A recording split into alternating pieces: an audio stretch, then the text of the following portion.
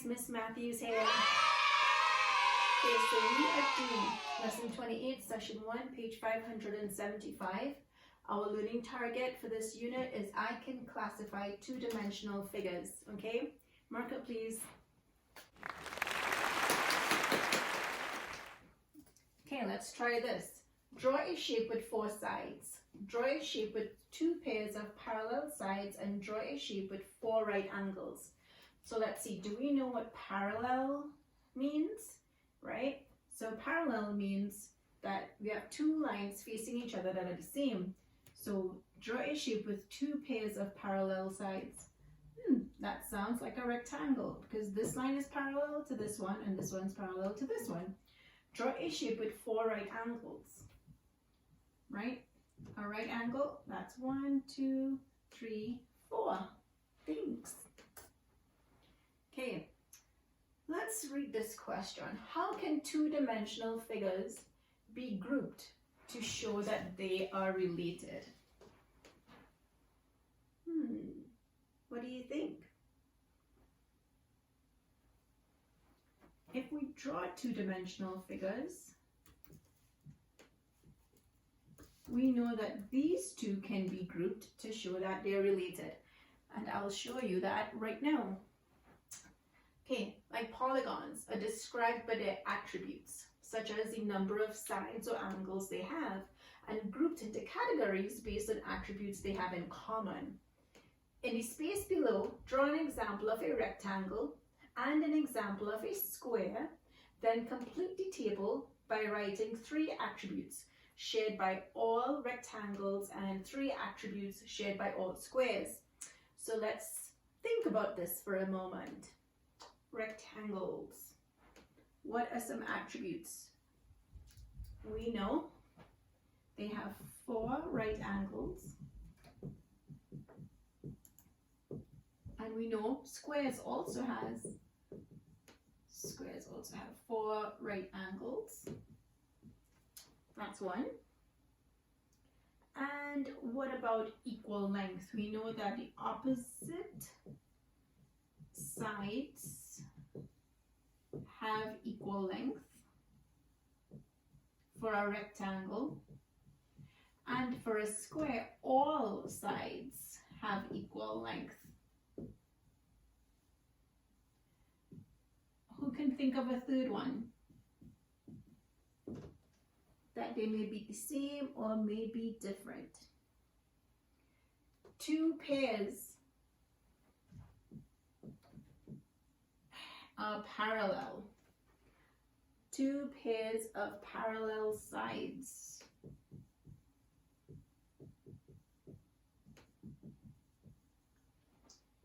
So a square has it, and also a rectangle has 2 pairs of parallel sides.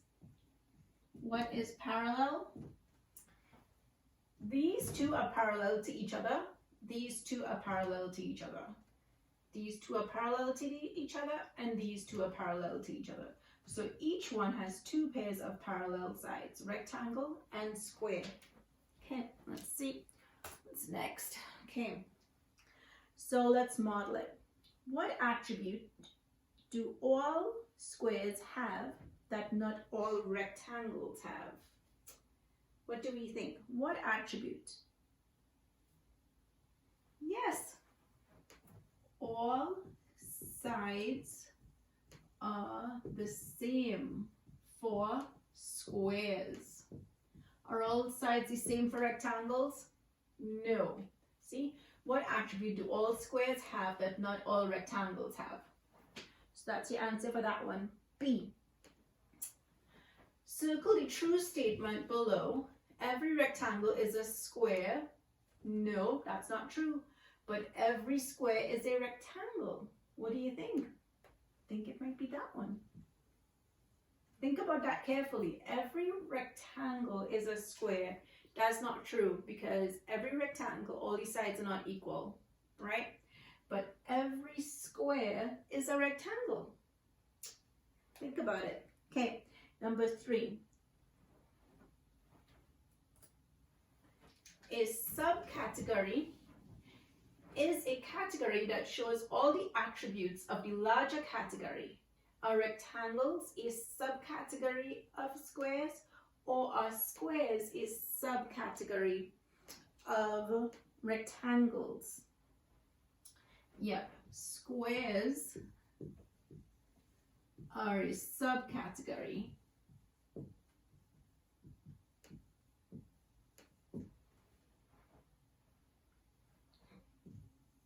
of rectangle. Okay, let's look at the other one. Okay, so we are modeling it a little bit. We're on number 4.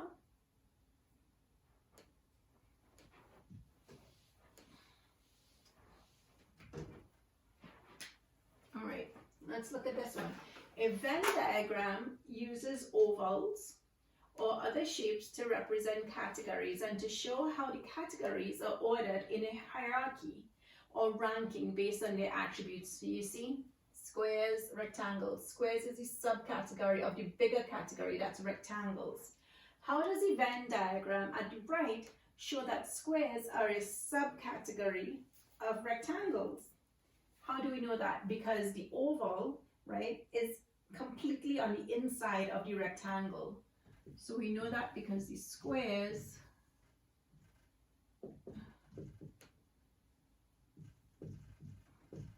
is in the inside of the larger oval called rectangles. So the bigger one is the bigger category, the smaller one is the subcategory. And B, what is an attribute of rectangles that is also an attribute of squares? So squares and rectangles all have 4 right angles. 4 right angles. That's what we call them. See? Rectangle, square, all of these. Doesn't matter if it's a square or a rectangle, they all have 4 right angles. All right, let's look at number 5. Use what you know about triangles to write the labels isosceles triangles and equilateral triangles in the Venn diagram below. So what do we know about these 2 triangles? We know, I'll put isosceles triangle up here, make sure I spell that correctly. And a subcategory of isosceles triangles are equilateral triangles. Because equilateral triangles, you know what that means? It means all the sides are equal, right? And we're using the Venn diagram to complete the statement below, right? Something, triangles are a subcategory. So which one is the subcategory? Yep, equilateral triangles is the subcategory because it's inside. It's inside of the bigger one, which is isosceles. And hopefully I spell isosceles correct. Okay. And C, describe 2 ways an equilateral triangle has the same attributes as an isosceles triangle. So an equilateral triangle has 3 angles and at least 2 sides that are the same length, just like an isosceles triangle. So I'll do this. An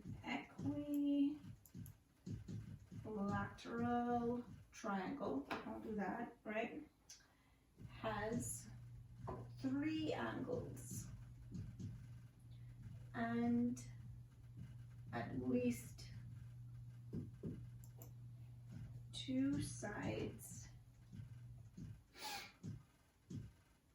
that are the same length, just like an isosceles.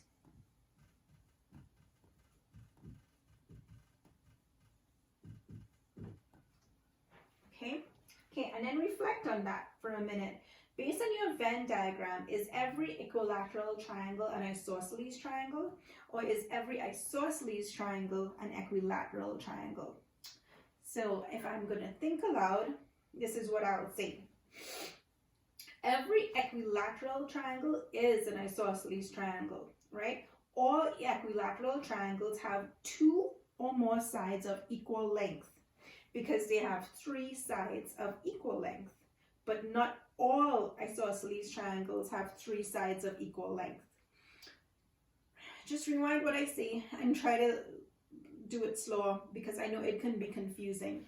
And if it's confusing to you, just look up what is an isosceles triangle and what is an equilateral triangle. Remember, equilateral, all sides are same, okay? Let's go back up here. I can classify two-dimensional figures. So all this lesson is about is classifying these figures. Which one is a category and which one is a subcategory, okay? So we did two shapes today, well, two sets of shapes. We did triangles and we did squares, like squares, two different types, squares and rectangles, and isosceles triangle and equilateral triangles, okay? And how we categorized one in terms of the other. Alright guys, I'm going to go over just number 5 a little bit to make sure that we understand isosceles triangle and an equilateral triangle. So an isosceles triangle have two sides that are equal length, right? Not necessarily one side would be different, but two sides for sure. An equilateral triangle is where all the sides are of equal length, right? So equilateral, all the sides are equal. Isosceles, only two sides are of equal length. All right? I just wanted to make sure that you guys get that. So the equilateral triangle is a subcategory of the bigger triangle, bigger category, which is isosceles triangle. And I also wanted to help you guys out with the vocabulary. So let's look at this. An attribute. In your own words, a characteristic or feature of a shape. And an example, an attribute of like a square or a rectangle, you could say the number of sides, right? A rectangle has 4 sides, the length of sides. A rectangle has 2 sides of the same length. Number of angles, 4 right angle, 90-degree angles. Category, a group of shapes that share attributes. See, so these are the attributes, and a group of shapes that share some of those attributes. So like triangles, they have shapes with 3 sides, so that's like a category. Quadrilateral, which could be a square or a rectangle because they all have 4 sides. Shapes with 4 sides. A subcategory is a smaller category inside a bigger category. It's a category of shapes within a larger category. Squares are a subcategory of rectangles, right? Venn diagram.